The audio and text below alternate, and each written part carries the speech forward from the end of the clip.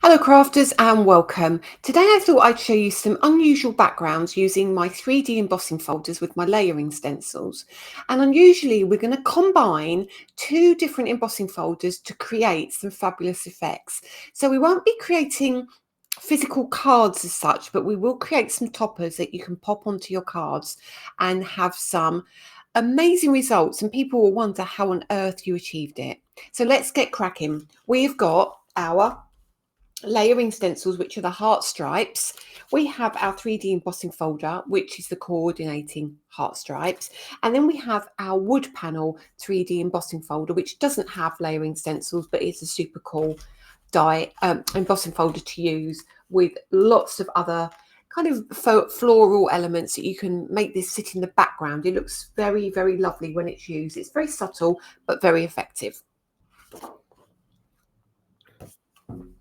So the first thing we're going to do, I've got some black card and I've got some white card. We're going to create ourselves some matte layers. So we're going to create our bases almost for this card. So let's bring in our 3D embossing folder and let's work out the size we need to have this piece of card. Now this folder is 5x7, but I certainly don't want it as big as 5x7. I'm feeling I might want it 6x4.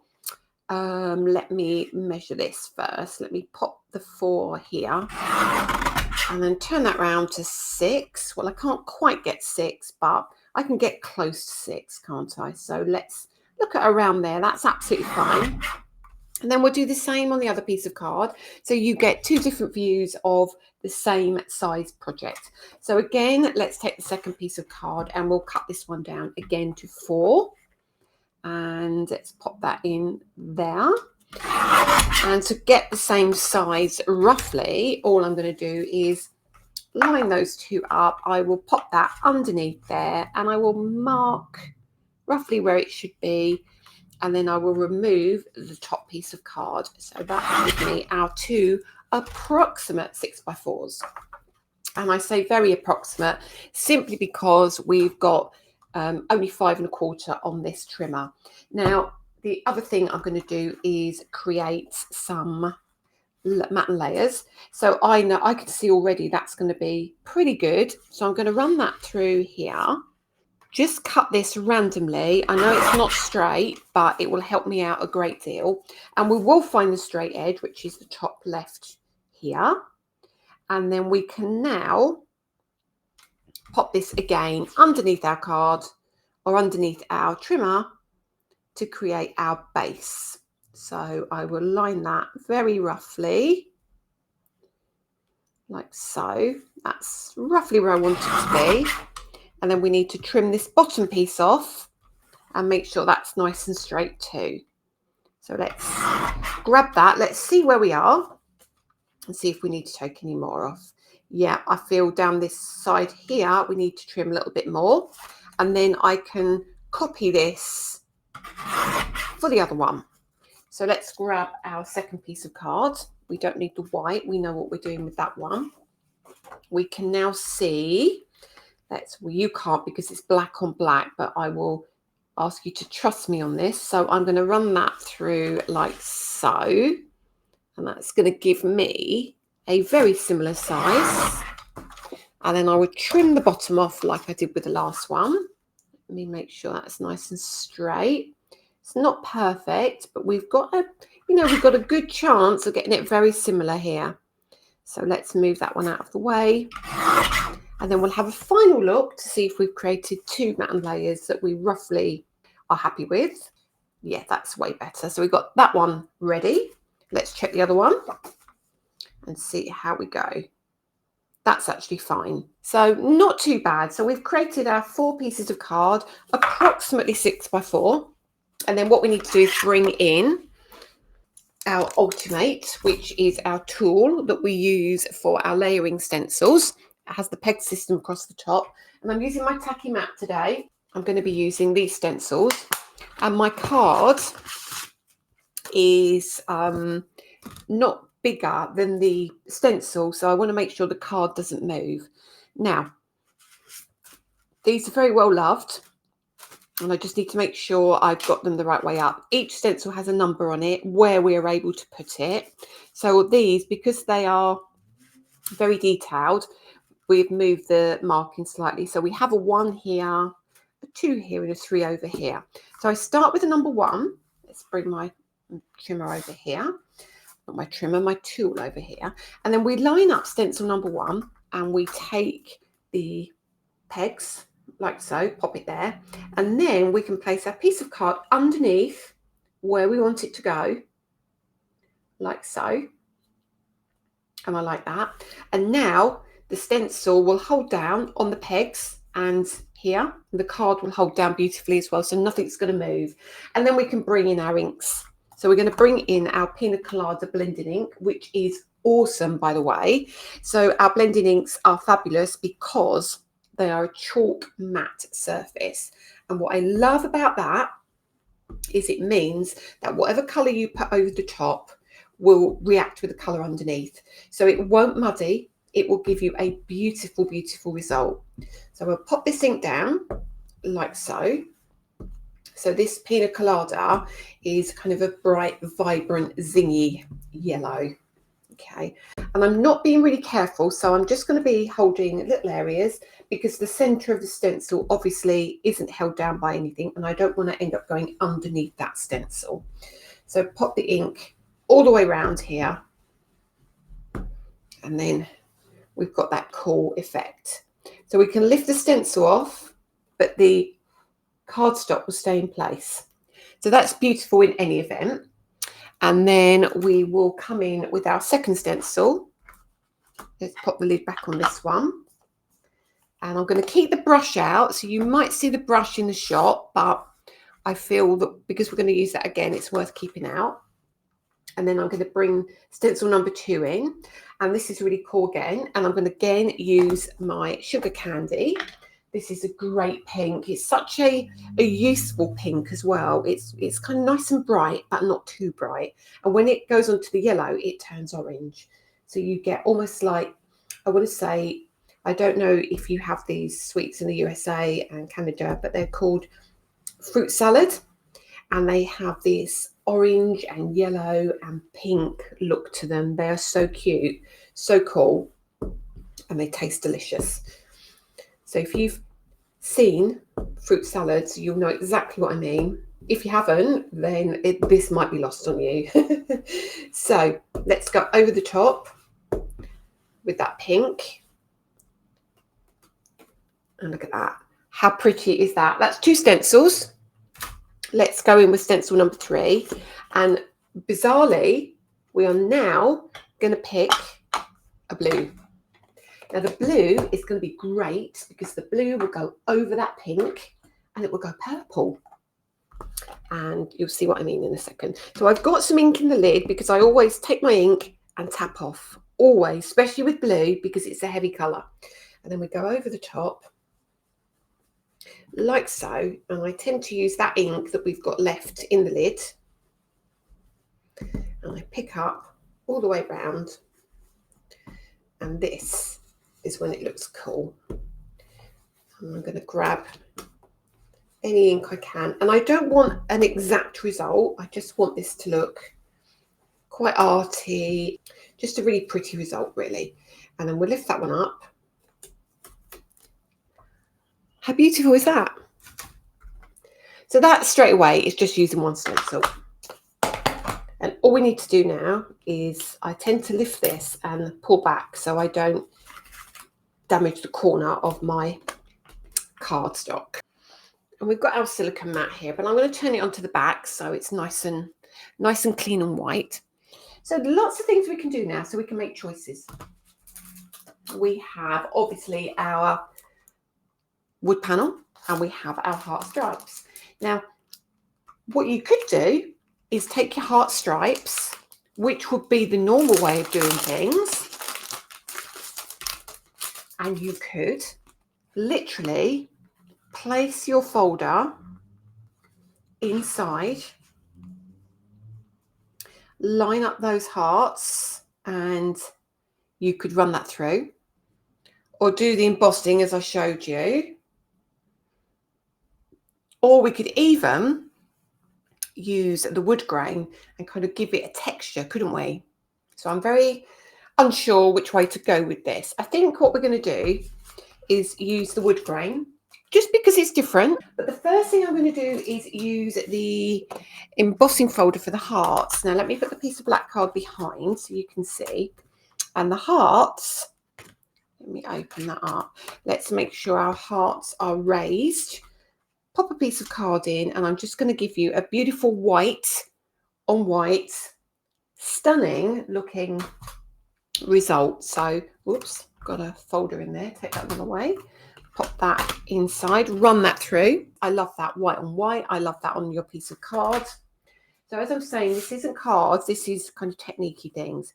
So straight away, for me, that popping a sentiment on there is going to be just a cracking result. So that's the first one. But what I felt we could do is take this wood grain and give it like a wood grain background, and you'll see what's the top and the bottom, because this has got the ridges on it, and we want the ridges, these ridges will push up, so we don't want the ridges pushing up, we want the ridges pushing down. So we're going to take this, make sure it's nice and straight, pop that in, and that's going to give us a wood grain look in the background of this folder. So it's mixing things up, not necessarily doing what you would normally do. Look at this. This is going to be really cool. So when I lift this off, let's move these out of the way. Lift that up. Look at that. So now you've got all that texture in the background from the wood grain. That is super cool, isn't it? Super cool. And on the back, you can see the detail. I didn't want the raised bits on mine. So on this one, I've kept it this way so you get the texture. And I don't know if you can pick up, it has all the wood grain elements in it as well. So it's very, very cool. And then that one will sit onto this card base. So now we've got two card bases. I'm going to trim that off at the bottom a little. Make sure I've got the right one. So that one is perfect. This one, not so. Let's get rid of some of that at the edge. And then you can see all you need to do now is pop some sentiments on these, and I'm going to glue the back. So I've peeled the back in. These are super sticky, so peel the backing off. How cool is this? I absolutely love doing things like this. So this is just a little bit different to what it would normally be if you were going to use it in a traditional way. So get all those white pieces, and now let me stand up so I can line that up really well. So pop that down really nicely, slightly off there, but it's absolutely fine. So that's the first one. And then the second one, all we're going to do is we're going to glue this one down onto our card base, making sure you grab some of those rise and fall areas like so. And then this one will be super cool again, but slightly different in that that's flat. This one is raised. So you've now got two different bases. And then the sentiment you can use, I would say, is my, let me move this out of the way, my fabulous drop shadow sentiments, which we will use with the ulti-mate. So there's the drop shadow sentiment. So you get 4 stencils, you get the sentiment, and then you get the drop shadow element. So let's have a look at what we're going to do. So we've got day, happy day. What do we want? What do we want? I think we could say thanks. Let's do thanks. Let's do thanks. Now what we're going to do is we pop this over here, and you've got your tacky mat, and then you take your cardstock, and I've got a piece here. And what I'm going to do is I'm going to line this up. And I'm being really cheeky when I do this, because what I want to do is make sure it sticks so well. Okay, so what I want to do is make sure that I've got enough room. What I want to do is get this so that sentiment is straight, okay, across here, which will then mean I do not have to cut that edge. I've only got to trim this side, which is all I want to be able to do. And then we take those colours of inks again, and we've got the yellow and the pink and the blue. Okay, so we've got those 3 colours. We come in with the yellow over the word thanks really easily. Okay, and then leave like so. And then leave the brush there, come in with the pink. And then we pop the pink at the bottom. So it gives us that appearance of a drop shadow. Not a drop shadow really, it's more like a, I don't know what to call it. It's almost like a sunset and a sunrise, isn't it? And just blend that back in with the yellow. And then we can lift that up, and we know that sentiment isn't going to move. So you've got your thanks, and then you've got your drop shadow. So we then can bring the blue brush in. I've already got a little brush that's got some blue on it. So let's just grab that one for now. Then we do the blue all the way over the top. And that's going to be a nice, vibrant blue. It's going to look super cool. So when I lift that off, look at that. Great. So really easy to do. And then that is the one you would then grab your trimmer and trim this out. And then lift that up. And you can see how sticky this is. It's so cool. And I love that it fits just inside the ulti-mate. So it's going to be perfect. So then we can bring our trimmer, and we can just cut down this side, because we know the edge we've got here is straight. And then we can grab that one there to where we want it to be, nice and straight. And then all we need to do is trim this one off at this edge. So actually, I'm going to trim that down a little bit. I should have made that a little bit narrower. So I'm a bit happier with that. And turn that one round. And I'm going to line this. I've got a good line there. And trim that one down. And that's thanks. Obviously, I'm just going to do the one, but you can do this for both of yours. You can pick up different sentiments. But I'm just going to show you what it looks like when we pop them together. And these are just toppers. So just remember, pop it onto a card, or add a floral, or add some more detail should you want to. But let's bring in black card. I've got a tiny piece of black card, and this is the way I tend to do it. I will line up like so, and I will pop that into my trimmer, and I will know roughly if that's okay. So I need that a little bit further in. So now I look at that, and I know my width is great there, spot on.